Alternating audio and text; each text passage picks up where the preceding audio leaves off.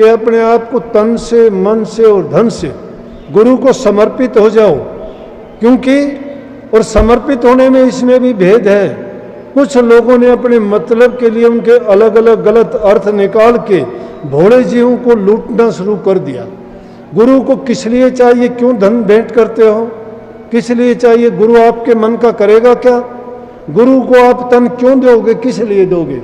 लेकिन गुरु की आज्ञा में अगर उनका पालन करते हो, इसका मतलब ये है कि गुरु इनसे नेक काम करवाएगा। तन से कहेगा सेवा करो, सेवा बहुत फलदायक होती है, इंसान का अहंकार मिटाती है। सेवा का फल भक्ति से भी ऊंचा होता है। भक्ति करने वाला भी कभी कभी बैठ जाता है, भूल जाता है, भटक जाता है, लेकिन सेवा कभी खाली नहीं जाती। जो सेवा की जाती है उसका बदला उसको अवश्य मिलता है। तो तन से सेवा करने के लिए शास्त्रों ने किया है, कहा भी है कि तन की पवित्रता अगर चाहते हो तो सेवा करो, धन की पवित्रता चाहते हो तो दान पुण्य करो, मन की पवित्रता चाहते हो तो नाम का सुमरण करो। लेकिन उनका भेद कौन समझाएगा? हमें तो ज्ञान नहीं है। गुरु बिन माला नहीं फेरते। गुरु के बिना अगर माला फेरते हैं तो हमें ज्ञान नहीं है, कोई फायदा नहीं उसका। इसलिए गुरु को ये तीनों चीजें जो अर्पण की हैं, गुरु तुमसे कहता है कि कौन सी सेवा की जाए। गुरु किस प्रकार का दान पुण्य करवाता है? दान करते करते अगर हमने दान किया और दान सुपात्र की बजाय किसी कुपात्र को कर दिया, कि जो हमारा किया हुआ दान अगर हमने पैसा दिया तो उससे अगर वो शराब पीनी शुरू कर दी, हमने पैसा दिया किसी जीव को मार के उसने मांस भक्षण शुरू कर दिया, या उसने और कोई उल्टा नशा या उसने उससे कोई जुआ खेलना और बुराई नहीं लगा ली, तो उसका पाप हमें भी लगेगा। इसलिए वो कुपात्र को दिया गया। लेकिन अगर वो सुपात्र को दिया गया है और वो नेक कर्म में लग गया है, तो अगर किसी भूखे नंगे को दिया गया, उसने अगर उससे रोटी खाई, अन्न पानी खाया पिया, उसकी आत्मा तृप्त और शांत हुई, तो वो अपने मन से खुश होके आशीर्वाद देगा कि तुमने मुझे ये चीज़ दी, मेरी तृष्णा भूख मिटाई, मेरी प्यास मिटाई, तुमने मुझे जीवन दे दिया। तो उसके बदले में उसको अच्छा मिलेगा। इसका मतलब है कि वो दान सुपात्र को किया गया, कुपात्र को नहीं किया गया। तो उसे दान करने में भी भेद है। अगर गुरु ने तुम्हें बताया है उसे ढंग से अगर करते हो तो वो दान तुम्हारा फलीभूत होगा, तुम्हें उसका लाभ मिलेगा। लेकिन अगर वो कुपात्र को दिया गया तो उससे हमें नुकसान ही होगा। तो ये धन की सेवा, किस प्रकार से धन का प्रयोग करना, मन में अनेक प्रकार के संकल्प उठते हैं। जितने भी नाम के अभ्यासी हो, सुमरण करने वाले हो, जब भी ध्यान करते हो मन आपको विचलित करता है, बार बार तुम्हें उसी जगह पर ले जाता है। अगर तुम्हारा किसी आदमी से मन मुटाव है, या तुम्हारे कोई दुख तकलीफ की बात है, या कोई और ऐसी घटना है, वो जीवन की मैं कहता हूँ पीछे बीती हुई घटनाएं भी जब ध्यान के वक्त में तुम ध्यान करना चाहोगे, मालिक का सुमरण करना चाहोगे, नाम का अभ्यास करना चाहोगे, उस टाइम में एकाग्रचित होने की कोशिश करोगे। और उस वक्त में हमारे साथ घटना क्या घटित होगी कि हमारे मन उन पुरानी किताबों को खोल खोल के वो पुरानी घटनाएं उसको याद दिलानी शुरू कर देगा। इसलिए हम क्या करते हैं, भटक जाते हैं, बैठे बैठे उन्हीं बातों को सोचते सोचते वो जो ध्यान करने का समय था, जो प्रभु के नाम की कमाई करने का वक्त था, उसको हमने बेकार में बर्बाद करके रख दिया। लेकिन ऐसे वक्त में क्या करो कि गुरु को याद रखो। गुरु को याद किस लिए रखो कि जिसको तुम याद करोगे, जिसमें जो गुण हैं तुम्हारे अंदर वो गुण पैदा हो जाएंगे।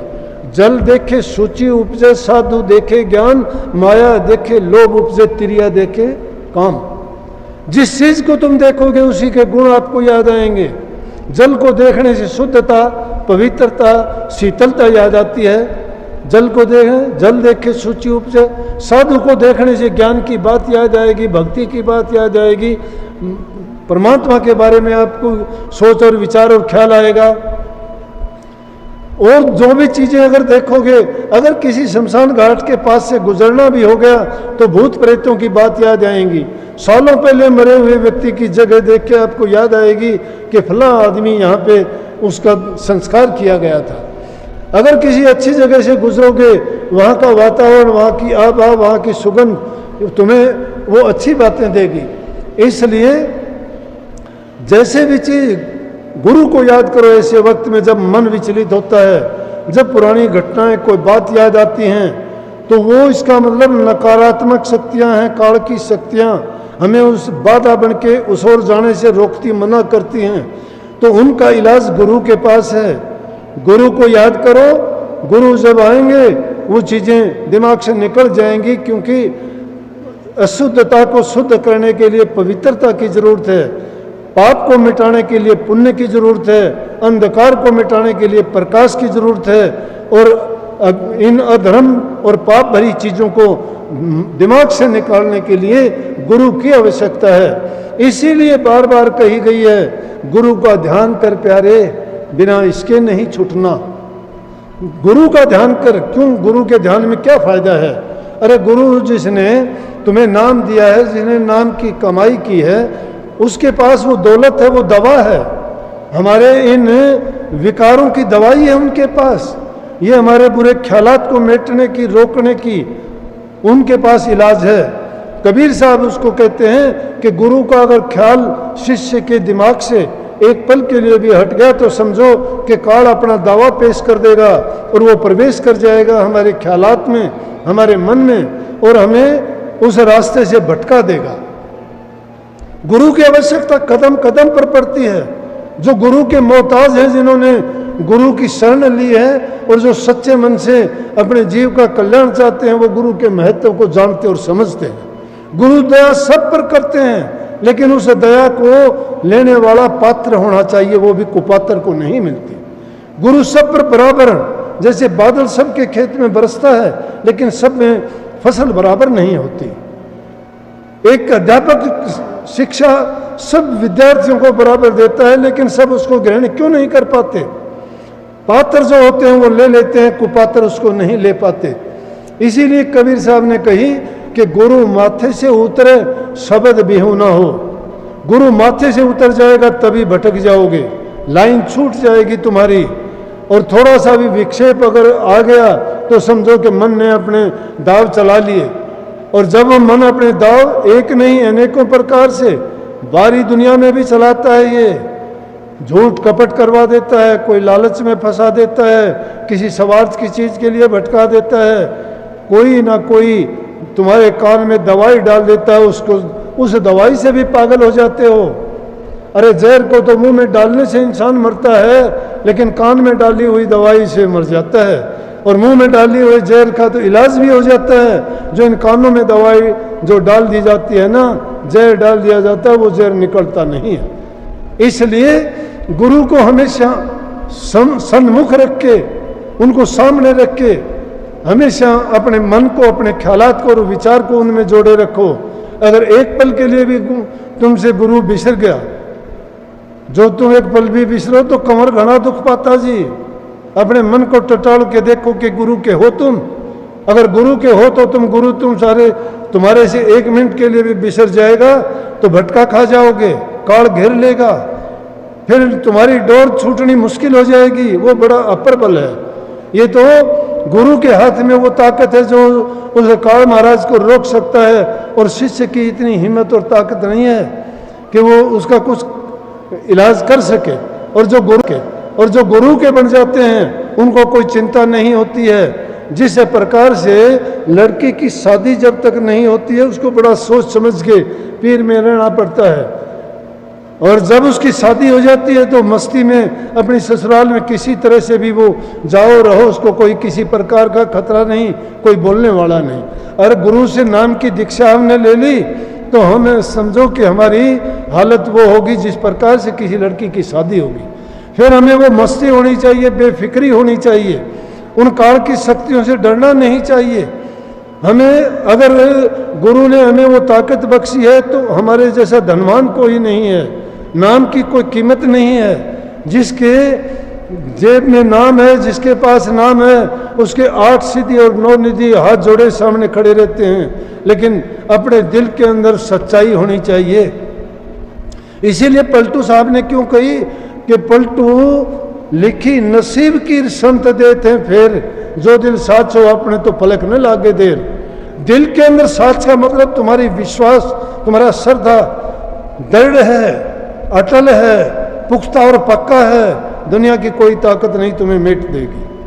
हमें तो अगर मतलब हुआ, स्वार्थ हुआ तो गुरु है, सत्संग है। मतलब निकालने के लिए सत्संग नहीं है, मतलब निकालने के लिए दुनियादारी है। दुनियादारी की चीजें सत्संग में नहीं निभती हैं।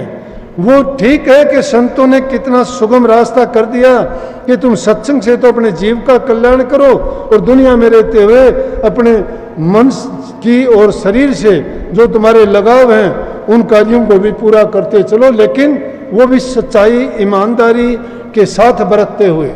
अगर उनमें तुमने बुराइयों को अपना लिया, बुरे रास्ते पे चल पड़े, तो उनका फिर कर्म भोग बन जाएगा और वो भोगना पड़ेगा। इसलिए ये गुरु पर्व हमें ये शिक्षा देता है कि अगर गुरु को मानते हो तो गुरु को सच्चे दिल से मानो।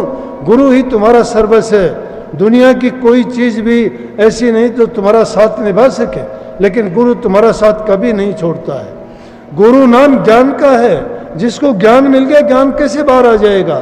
ज्ञान उसको कैसे झुठला दोगे? ज्ञान को, ज्ञान सत्य है, ज्ञान शाश्वत है, ज्ञान ही प्राण है। उस ज्ञान जिसने सच्चाई का पता लग गया वो कैसे भटक जाएगा? वो नहीं भटकता। भटकाव कहाँ होता है? जहाँ ज्ञान नहीं है, जहाँ समझ नहीं है।